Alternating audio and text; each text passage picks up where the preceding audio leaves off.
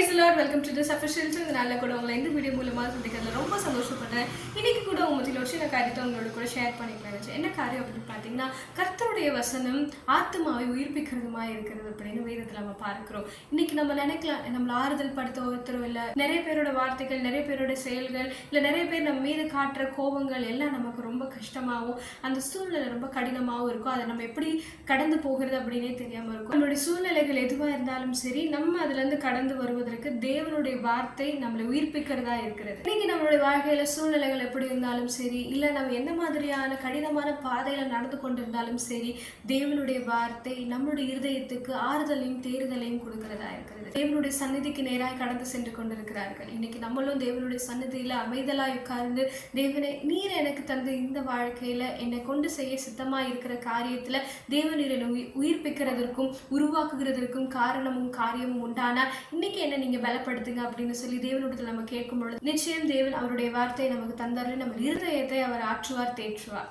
So அம்மா உங்களுக்காக ஒரு பாட்டு பாடியிருக்காங்க, கேட்டு என்ஜாய் பண்ணுங்க. Praise the Lord.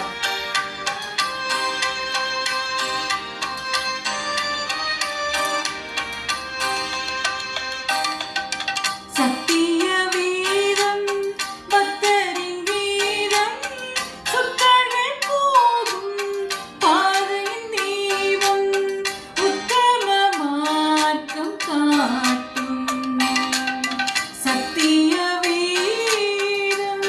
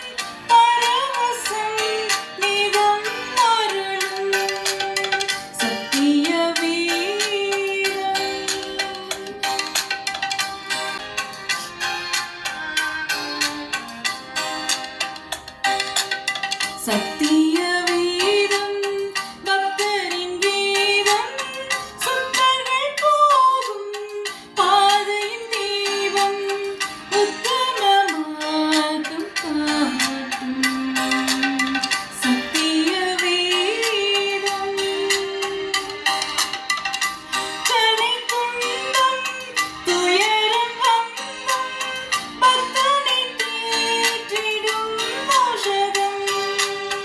எத்தனை துன்பம் துயரம் வந்தம், பக்தனை தேற்றிடும் மோஷகம். சத்திய வீரம். Hey friends, I hope you all enjoy the video. See you on next video. Until bye, this is Sam Karishma.